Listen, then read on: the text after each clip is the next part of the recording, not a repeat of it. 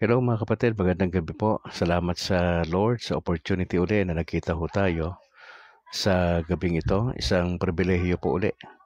Medyo umuulan sa Bacolod sa mga oras na ito, kanina pang hapon. Pero salamat sa Lord dahil ang mahalaga po nagkita tayo, bagamat medyo masungit ang panahon. Pero sa atin, tuloy pa rin ang buhay maski na umuulan. Tayo po'y magsimula na in the name of the Father, and of the Son, of the Holy Spirit. Our Father who art in heaven, hallowed be thy name, thy kingdom come, thy will be done on earth as it is in heaven. Give us this day our daily bread, and forgive us our trespasses, as we forgive those who trespass against us.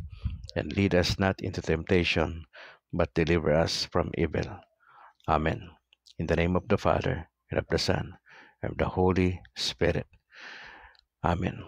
Magandang gabi, Pilipinas, Luzon, Visayas, Mindanao, sa lahat ng Catholic community nationwide.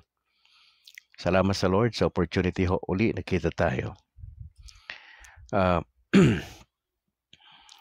Nagpapasalamat tayo sa Panginoon dahil po sa nangyari po kahapon sa baptism po ng aking dalawang anak, si James Philip at Alana Grace. Natuloy yung kanilang binyag kahapon. Inuna muna yon and then followed by our church wedding po dyan sa San Juan Nepomuceno Parish Church sa Sumag, bahagi ng Bacolod City. Kaya po yung dalawang event na yun ay talaga napaka-importante ho sa amin. And we were surprised. Hindi ho namin akalain na ika nga may mga sila padre nag-prepare ho ng something para sa mga bisita. Hindi naman ho namin iniisip yun kasi ang parang nasa isip lang namin ni Mrs. A simple wedding, parang wedding rite na lang. Pero it turned out na yung favor ba ng Diyos. So nakiusap ako kay Padre kung pwedeng isama na yung baptism ng mga anak namin. Total medyo malalaki na. Isang 16, isang 15. Pero pinagbigyan po kami. Kaya salamat sa Panginoon. At sa mga tumayong ninong at ninang kahapon, ilang piraso lang ho yun Mga 6 na piraso lang po yung aming ninong at ninang. Salamat sa Panginoon. Bagamat iilang mga tao lang po yun, mahalaga po may merong naging witness po ng aming witnesses ng aming kasal. So, nalaman ko na iba talaga yung kasal sa simbahan. Kaya probably ang iba po sa inyo ay hindi pa nakakasal sa simbahan, i-consider nyo na po yan mga kapatid. Kung kayo po ay sa civil lang, so importante sa Katoliko kasi yung kasal sa simbahan. Kasi sakramento po kasi yun Yun po yung kaibahan kapag kayo po ay kasal lang sa civil. Opo. Kaya sa mayor, mas importante yung kasal sa simbahan. Alright, diretso na po tayo. Pinag-uusapan po natin yung series na Who is the Filipino Catholic? Yun yung gusto nating talakayin sa ating evening broadcast na Experiencing Breakthrough.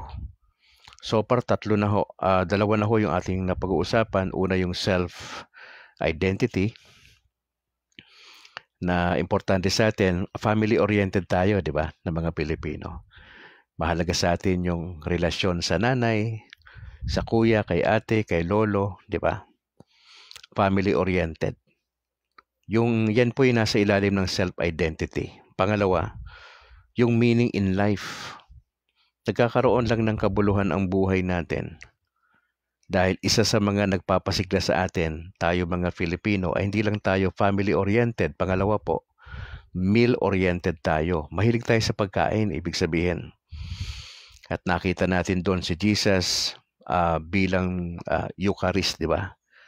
Alam naman natin yan, yung communion, no? It is the literal body and the blood of Jesus Christ. Si Jesus ay kumakatawan bilang ating host. Siya rin po yung ating pagkain. He was called the bread of life. At siya po yung panauhin. He is the guest in every gathering. So, importante yung bagay po na yon. At yung isang salita sa wikang Banyaga na will parang bubuo o kukumpleto dito sa bagay po na ito ay yung salitang communion, yung kaisahan. Communion, pamilya, communion, pagkakaisa, di ho ba? Yung bang feeling mo at home ka, yon, importante po yon. Actually, sa Pilipino, kapag mahilig ka sa pagkain, yung mga kaibigan mo, di ba, ay in-invite mo yan, anumang okasyon, whether kasal yan, binyag, piyesta, di ba? Reunion, lagi may pagkain po yan di ba? Graduation, di ba? Lagi may pagkain, hindi yan mawawala sa sa bahagi na yan ng kultura ng Pilipino na Katoliko. Ngayon mga kapatid, pag-uusapan natin yung pangatlo, yung suffering in life. Importante bilang Katolikong Kristiyano, paano mo ma-experience yung breakthrough? Maski na nagsasuffer ka sa iyong buhay. Mga kapatid, sa ilalim nito yung kundiman-oriented tayo na Pinoy. Mga kapatid, ano ba itong kundiman na ito? Ayon po sa pag-aaral, ito po yung traditional Filipino love song. Matagal na po ito. Sa panahon po ito ng ating mga lola at lolo, itong kundiman. Isa po itong genre o uri ng kanta na tila bagatula na noong unang panahon ay usong-uso na rin po. Actually, nagsimula po yan 19th century pa Opo. Kaya ho nagpapasalamat tayo dahil yung kundiman na yan ay mahalaga po yung bahagi ng ating kultura bilang mga Pinoy na mga Katoliko. Now, yung salita ho na kundiman ay galing, ito po'y Tagalog na parirala. Nang ibig sabihin ng kundiman, parang pinaikli lang ho yan ng salita na kung hindi man. Okay? Yung kundiman, yan yung pinaikling salita o parirala nang ibig sabihin ay kung hindi man. O sa wikang Banyaga na if it were not so. Kung hindi man. Yan. Yung mga naunang kundiman po, ito yung mga komposisyon ng mga awitin na nakapaloob po dyan yung affection, yung pagmamahal, at yung devotion. Actually, yan yung una, yung kundiman, lahat ng komposisyon may kinalaman sa inang bayan, sa motherland. At nung kalaunan, ito pong kundiman na ito ay ginagamit ito'y parang harana. Di ho ba? Ito'y actually lahat naman ng kanta tula na ang pinakasentro nito ay pagmamahal. Kaya lang yung kundiman, mga kapatid, it is a sad Filipino song about wounded love. Malapit na yung Feb 14 at nung unang panahon, pagka may nasasawi sa pag-ibig, dinadaan sa kundiman. Kasi ang issue ng kundiman, ito yung malungkot na kantang Pinoy. Yung bang nasugatan yung puso mo, idinadaan mo lang sa sa kundiman. Idinadaan mo lang sa isang patula na kanta. Sa ilalim din ho nito, tayo po bilang mga Pilipino ay na-attract ho tayo doon sa mga tao na isinasakripisyo ang buhay alang-alang sa pag-ibig. Diba? Maraming kwento niyan Marami tayong kwento niyan bilang mga Filipino. Yung bang mga heroes, mga lalaki, babae, na sinakripisyo ang sarili para sa in the name of love.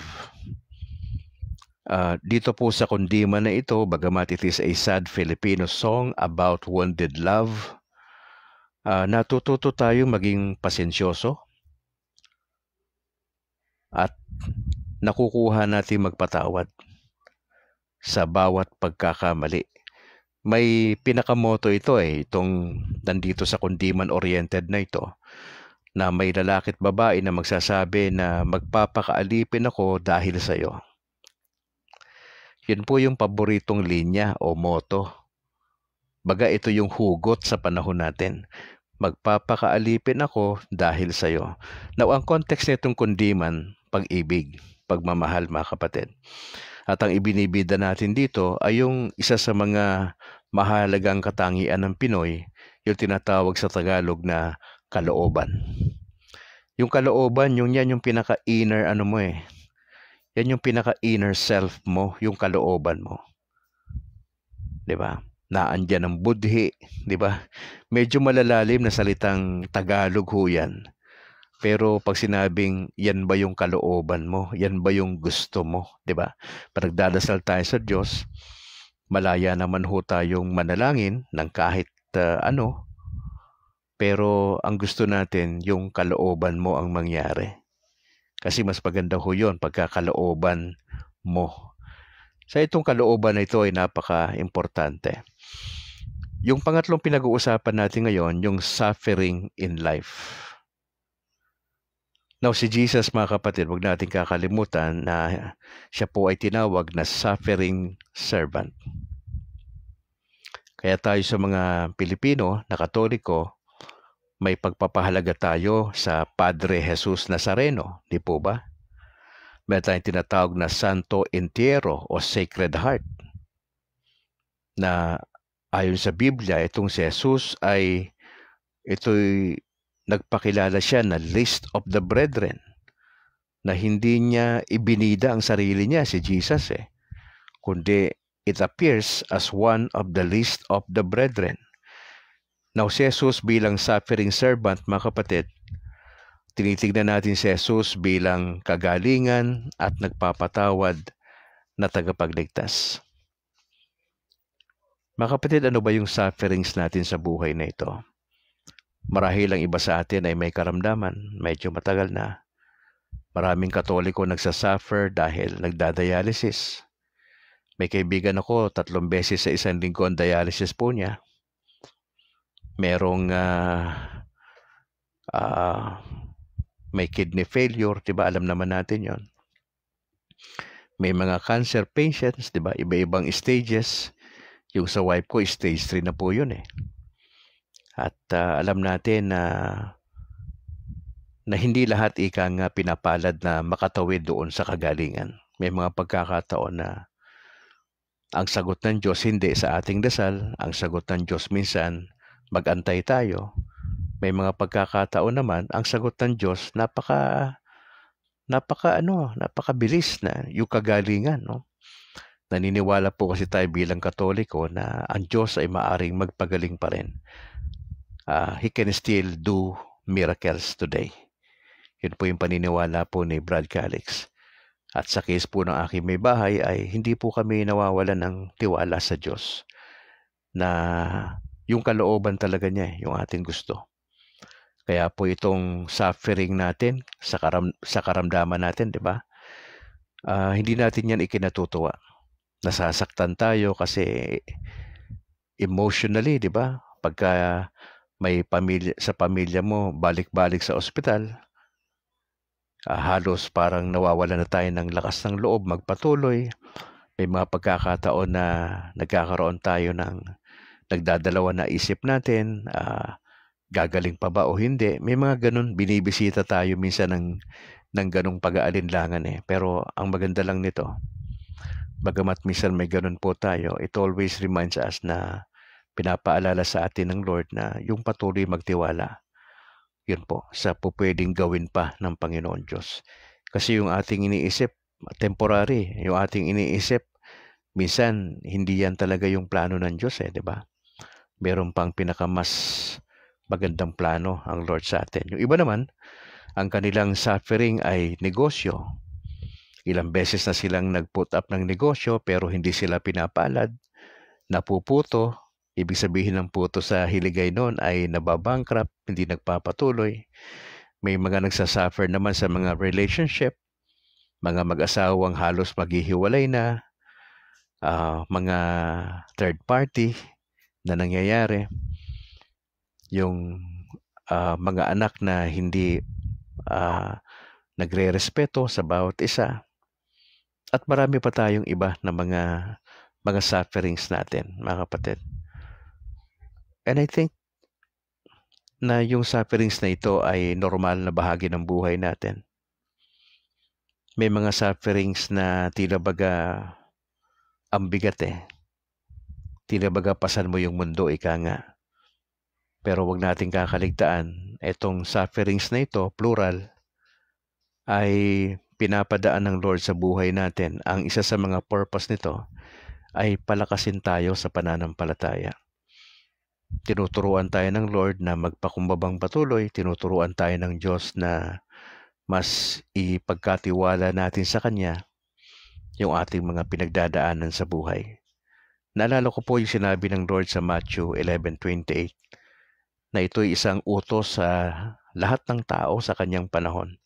Ang sabi ng Lord, "Come unto me." Ito kailangan natin gawin bilang Katoliko itong 2025. Ano man yung sufferings mo sa buhay, relasyon, negosyo, karamdaman, yung mga hindi pumapasa sa board and bar exam, ano po yun eh. Sa isang banda, suffering yun. Nagsasuffer ka mentally, may mga ganun eh. May psychological tayong suffering, finances, etc. So, anong magandang gawin natin? Now, we have to come to Jesus. Okay? Paano? Dasal.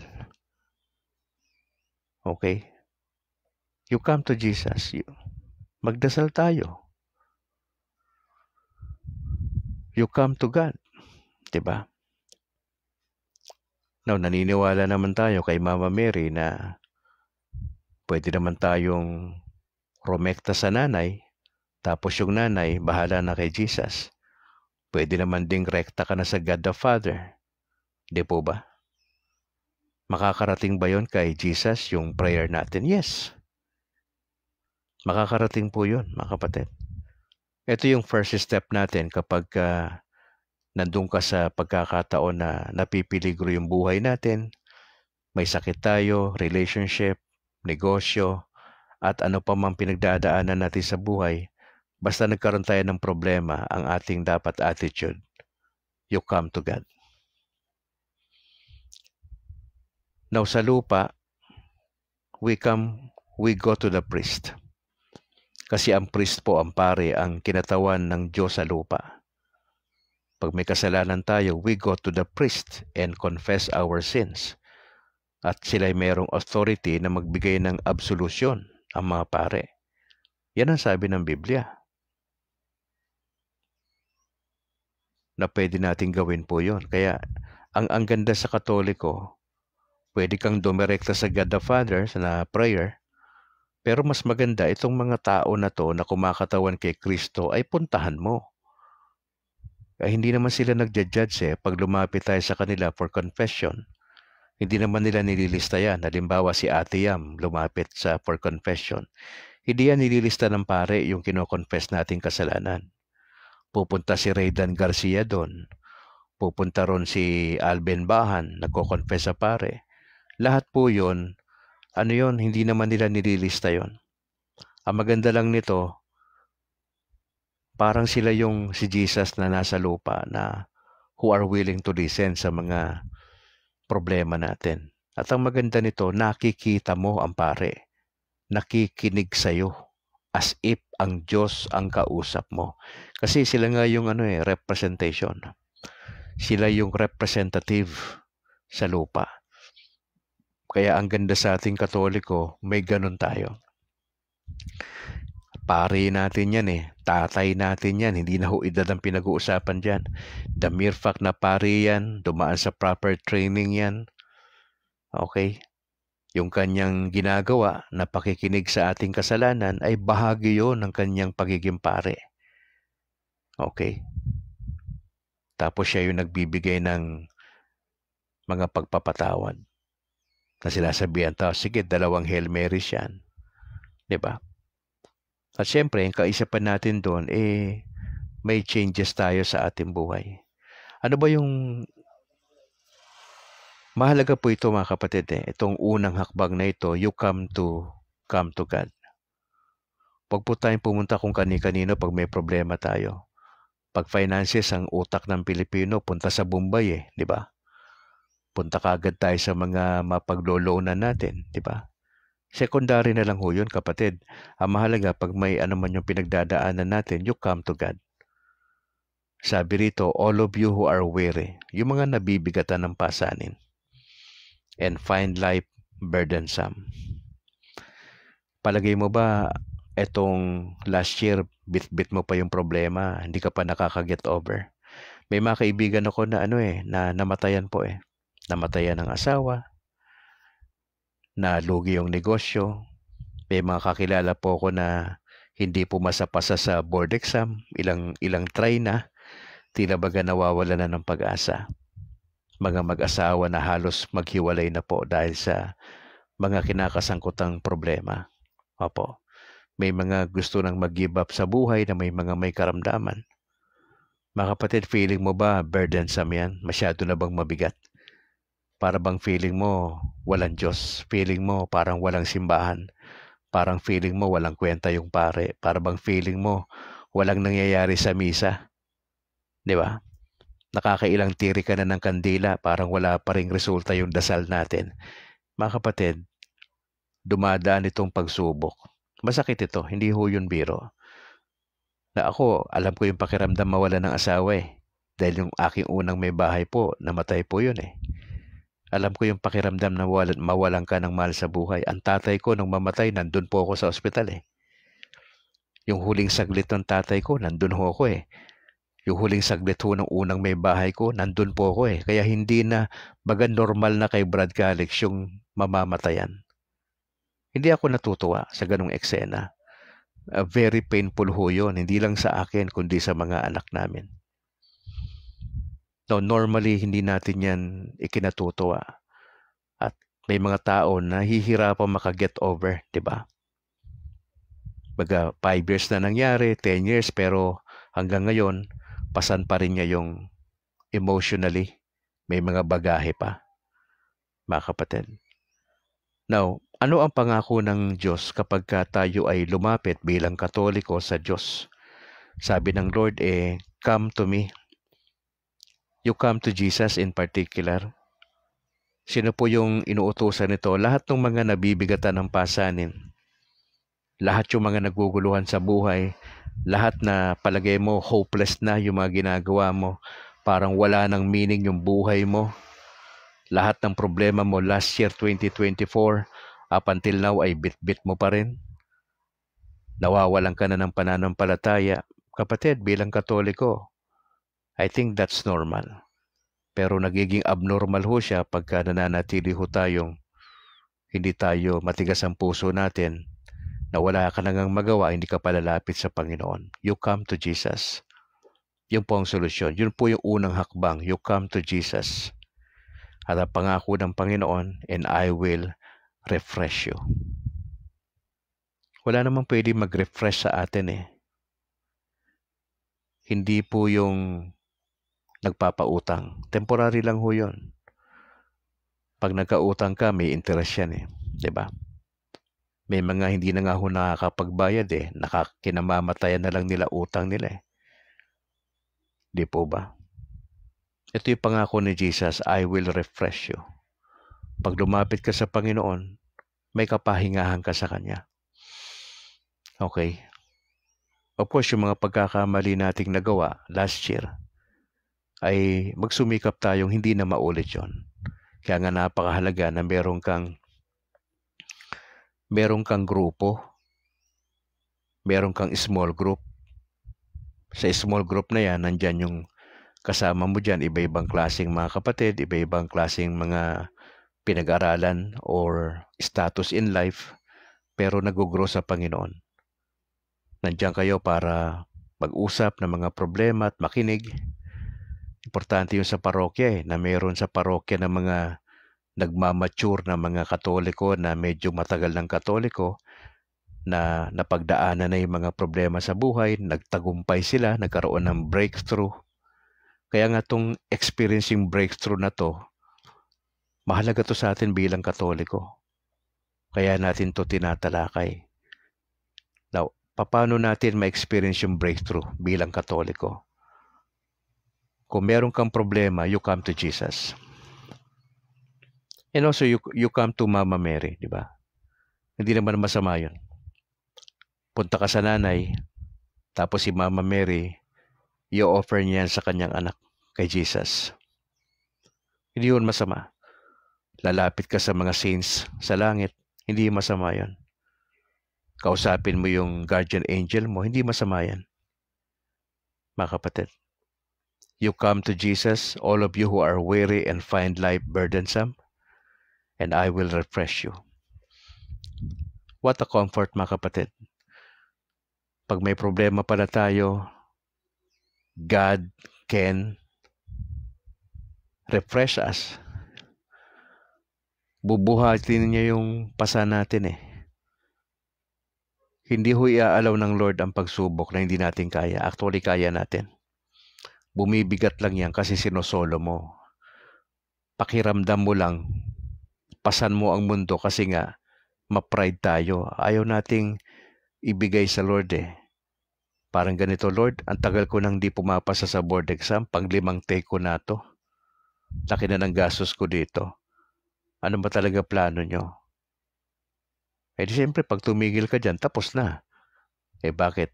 Katapusan na ba yan na hindi ka nakapasa sa board exam, pang-anim mo na sa next na kuha? Eh di review uli. Malay mo sa pang-10 mo, pumasa ka na. O di ba? Pang-6, pang-7, wala pa rin. Pang-8, wala pa rin. Pang-9, wala pa rin.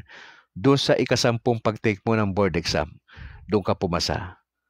O, ano masasabi mo? Dumaan ka nga lang sa proseso. Tinuruan ka ng Lord na pasensya, tinuruan ka ng Lord na umasa sa Kanya, na yung mga review mo na yan, yung memory, galing sa Lord yan eh. Yung na-memorize mo yung mga bagay-bagay, di ba, sa exam. Yung talino galing kay Lord yun eh. Matagal mo nga lang nakamit, pero ang ganda nun, hindi ka tumigil. Nagpatuloy ka, meron kang tamang mindset, di ba? Eh kung nagpadala ka lang sa mga kaibigan mong hindi naman din Kristiyano, advise ang kanila na, ay, tigil mo na yan. Ako nga, tinigil ko na yan kasi wala eh. Hindi naman ako pumasa-pasa sa board exam eh. Eh siya, 2 take lang, hindi na siya pumasa. Hindi na siya nagpatuloy, napanghinaan na. Di ba may nababalita tayo na ilang beses na hindi na nga nakapasa-pasa pero sa pang-10 take niya ng board exam, saka siya pumasa o pang-6, di ba? Ang susi, punta tayo sa Lord pagka may problema tayo. Mga kapatid, I'd like to challenge you, fellow Catholics.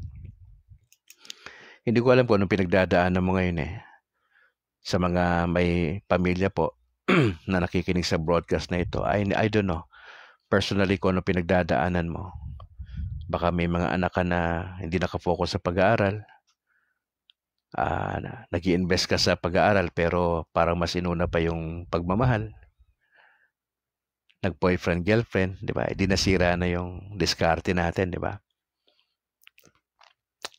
Baka yung negosyo mo, ilang beses ka na nagtatry dyan, pero puro palpak sa isip mo, parang hindi ata ito bagay sa akin, di ba? Yung mga gusto mag-apply sa abroad na sabi nila, hindi naman iba yung plano ng Diyos. Di ba may ganun eh?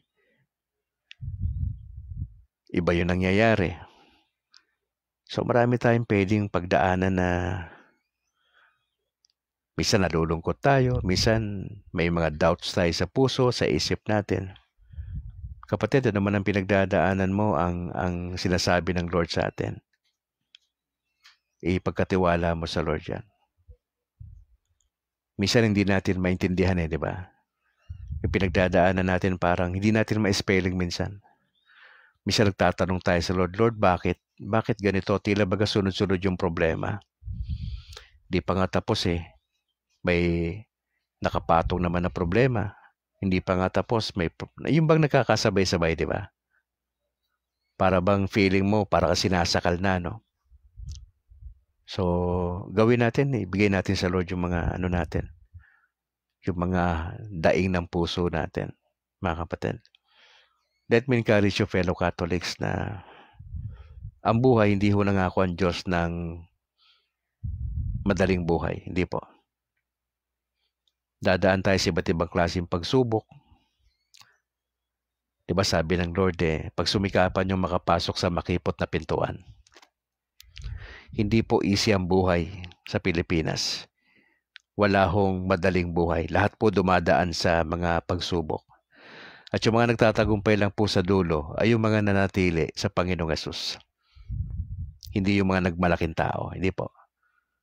Yung success natin ngayon, sa gitna at sa dulo. Yung success natin, hindi yung diskarte. Yung success natin, yung ating mindset na naniniwala tayo, biyaya lang ng Diyos kaya napagtagumpayan mo yung problema. Yung pagpapakumbaba.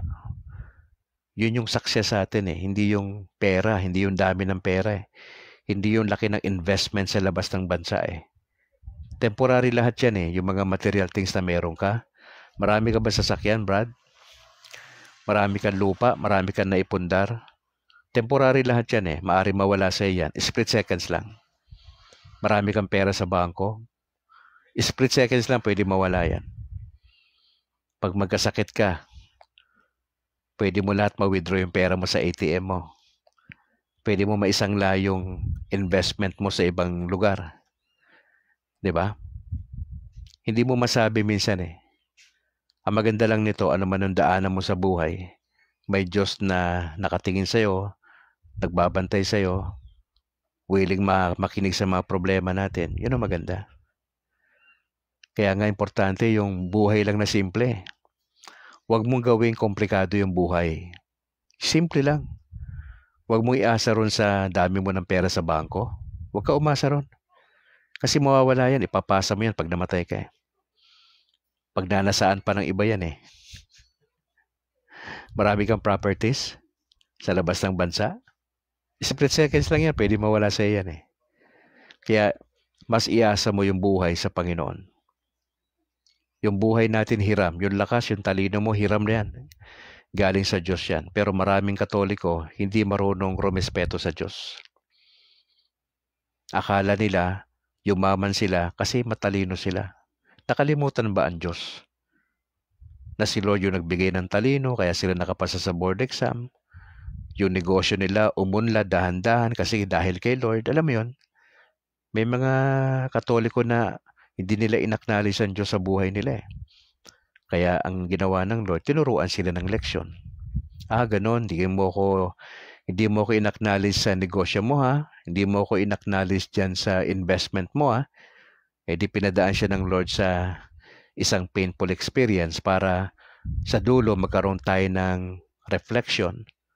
Ay nako, mali pala ako. Dapat pala si Lord na ilista ko sa listahan ko na priority. Nakalimutan ko na magsimba. Hindi na ako nakapagmisa kasi nagtatravel ako sa iba't ibang lugar sa Pilipinas. Tas naisip mo, ay naiintindihan naman ng Lord Hindi po. May obligasyon tayo na kailangan natin i-fulfill yung obligasyon na yan. Obligasyon po yan Nakakaintindi ang Lord, yes, pero yung obligasyon mo, obligasyon. Hindi yan pwedeng palipas mo pa yan. Hindi po. Personal growth natin kay Lord yan Oh yes, nakakaintindi ang Lord, pero nagdi-demand po siya ng worship. Opo. Importante po yan. Tayo bilang creation ng God, matutunan po natin yun na dapat pala natin unahin ng Panginoon Diyos. Mga kapatid, you stay as Catholic hanggang sa dulo, Catholic until the end. Marami tayong sasagupain pang mga problema sa buhay, pero diretso lang po tayo. Maintain lang natin yung relationship natin kay Jesus, sa kanyang salita, yung living a holy life. Importante ho yan, mga kapatid. Ano lang tayo, let us journey together, katulad ng sinasabi ko pag umaga. Yung kagalakan wala sa pera. Wala po yan dyan. Temporary lang ho yan. Kompleto ka ba sa gamit sa bahay? Hindi ko sinasabing mali yan. Pero wag mo iasa yung dyan. Maganda ba yung sasakyan mo? Pero pwede ka bang ingatan ang sasakyan mo sa sakuna? Hindi ho. Siguro masyadong maganda yung tinutulugan mo, pero hindi mo naman pwedeng mabili yung magandang tulog di ba? Ang nagbibigay niya si Lord.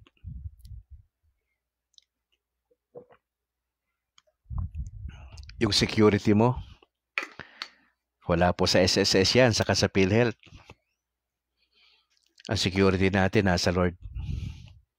Salamat sa ating mga personal guardian angel. Ako na-appreciate ko yung personal guardian angel ko. Kasi body-body mo yun nakakausap mo yan siya Hindi mo siya makita pero pwede mong kausapin. Yun ang Katoliko na mindset. Marami kang resources actually, spiritual. We have the saints in heaven, mga buhay po yan. Hindi sila patay. Opo, buhay po Ang mga saints, buhay po yan, nasa langit po Pwede mong tawagan, call a friend ka sa kanila, ipagdadasal. Yung mga kasama natin dun sa nasa purgatorio, we can pray for them actually. Kaya napakayaman ng ng turo ng simbahang Katoliko Kung medyo lalaliman lang ng Katoliko sa Pilipinas yung pananampalataya, kung magdidig deeper lang, ma-appreciate Kaya lang walang masyadong time para magdig deeper. Kaya andito si Brad Calix just to remind us to have a balanced life. May panahon ka sa trabaho mo, sa negosyo, pag-aaral, sa career, personal development, pero dapat may panahon ka, magdig deeper ka sa word, sa turo ng simbahan. O imbestigahan mo, pag-aralan mo. Importante yun Balanse, no? At least once a week, balanse. Importante po yun, mga kapatid. If you would like to talk to me, mga kapatid, okay naman po. Pwede nyo akong abalahin. Wag lang po alas 10 ng gabi onwards kasi lobat na po ako niyan. Hindi ko na kayo maintindihan yan pagka alas 10 ng gabi. Mga mga alas 10 ng umaga hanggang alas 5. Yan, pwede po tayo dyan. Opo. 0950-266-9596 po yung aking number. Pwede nyo ako makausap. Alright. Bago tayo manalangin, gusto ko i-acknowledge yung mga kasama natin dito sa broadcast. Si Junior Coronel, magandang gabi kapatid. God bless sa pamilya mo kung may pamilya ka. Salamat sa iyong parish priest. Ganon din kay Merced Montebon. Salamat for joining. God bless sa pamilya. Sa akin may bahay na kasama natin ngayon. Maraming salamat. Kay Annalyn. Kay Bobby Taruk, bro, maraming salamat. Magandang gabi po, Brad Calix, at sa lahat po ng sumusubaybay sa inyong broadcast, sabi ni Bobby. Kay Sonet Senas, magandang gabi ho. Salamat sa pag-share ng ating video, kapatid Oo, kay Jason Lapas, ang sabi niya, good evening, Brad Calix, God bless you. Salamat, Jason. Ganon din kay Alben Bahan. Amen, bro, sabi niya. Salamat, Alben. God bless. Kay Ate Yam Montejo, salamat po, Ate Yam. Well appreciated po ang pag-share nyo ng videos.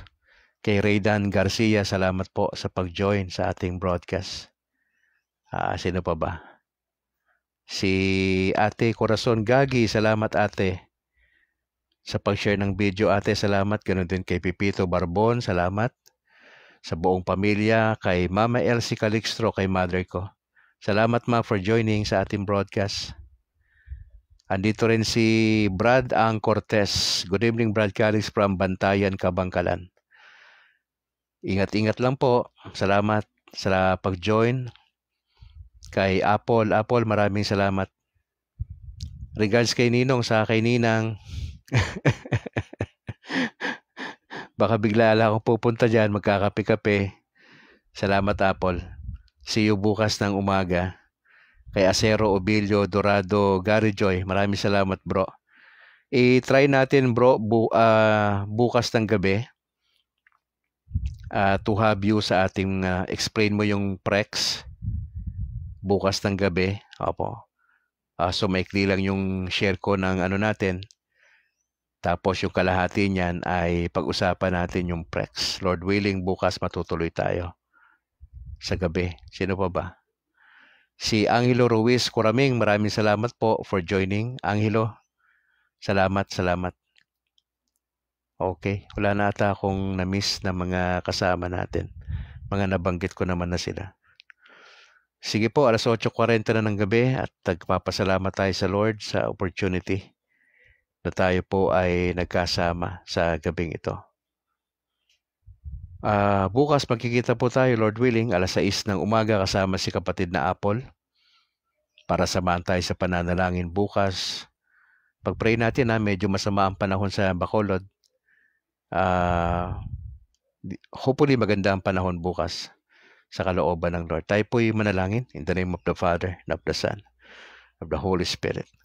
Ama, salamat po sa aming napag-usapan ngayong gabi about suffering in life, yung kundiman-oriented. Na ang kundiman, it is a sad Filipino song about wounded love.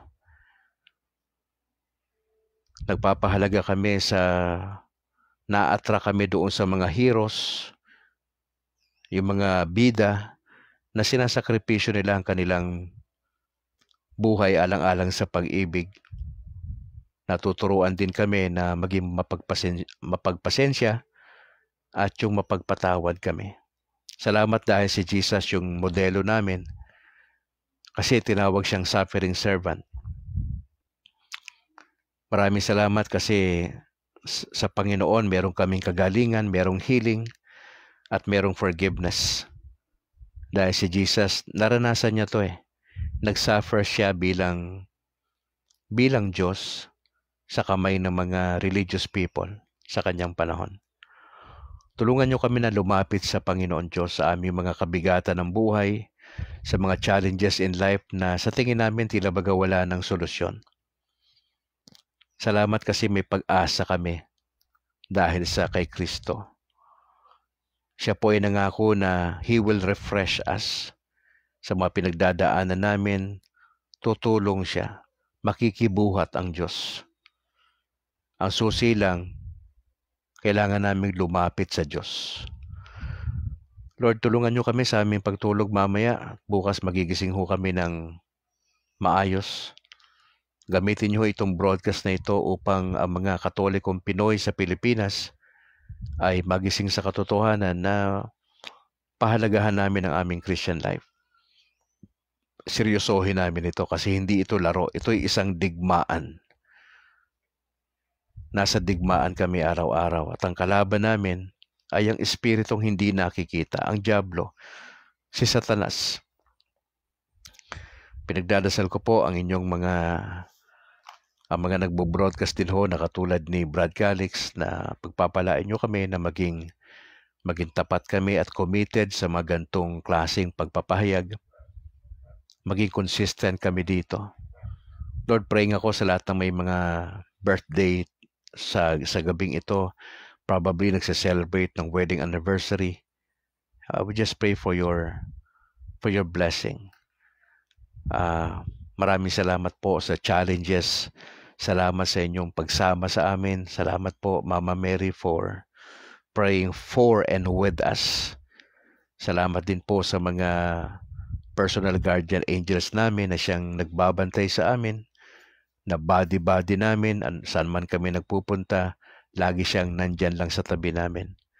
At nagpapaalala sa amin na patungkol sa Diyos, patungkol sa mga bagay-bagay na importante sa buhay na ito. Lord, pagpapalain niyo po ang bawat isa na nandito sa broadcast ngayon. Dalayan ko na bigyan niyo kami lahat ng kalakasan, ng kaisipan, yung provision ninyo. Hindi lang ho perang kailangan namin, kundi yung lakas ng katawan, talino, wisdom, magandang relasyon sa aming kapwa, sa aming pamilya. Hinihiling po namin na yung patuloy na pagkilos sa buhay po namin. Magsilagunawa kami sa doktrina at sa pagmamahalan sa bawat isa. We pray this in Jesus' name. Amen. In the name of the Father, and of the Son, and the Holy Spirit. Amen. Gusto ko lang batiin si Bro George Quiles. I think wedding anniversary nila ngayon. Itong gabi na ito. At salamat kay kapatid na George sa kanyang consistency na ipaglaban ang pananampalataya laban doon sa mga anti-Catholics. Puntahan niyo po yung kanyang YouTube na Factbusters PH. Nandun po lahat yung mga videos na ine-expose niya yung mga hidwang pananampalataya at kung paano sasagutin ng biblical yung mga sekta na kumakalaban sa simbahang Katolika. Suportahan niyo po si Brad Calix sa ating YouTube channel na State of Grace TV. Lahat po ng broadcast natin ng umaga sa kagabi ay naandun po ina-upload ni Bro George. Siya po yung responsableng tao na tumutulong kay Brad Calix para po dyan sa ating YouTube channel. Please subscribe, pakishare po ang ating videos. I-encourage niyo po yung mga kapatiran natin from different parts of the Philippines and outside po ng Pilipinas na mag-subscribe sa ating YouTube channel na State of Grace TV. Alright, mga kapatid, maraming salamat for joining sa ating broadcast. Makikita ho tayo bukas ng umaga sa kalooban po ng ating Panginoon Diyos. Sa ngalan po ng aking may bahay na si Annalyn Ledesma Calixto at yung aming dalawang anak na si James Philip Atalana Grace. Ako naman si Brad Calix. Magandang gabi ho at magkita tayo uli bukas. Shoutout ako sa aking parish priest kay Very Reverend Father Luan Torrefranca dyan sa Sumag, bahagi ng Bacolod City. Ganon din kay Reverend Father Nobles. Maraming salamat. Kita tayo bukas ng umaga, alas 6 ng umaga mga kapatid. Lord willing. To God be the glory. Ingat po kayo. And bye for now.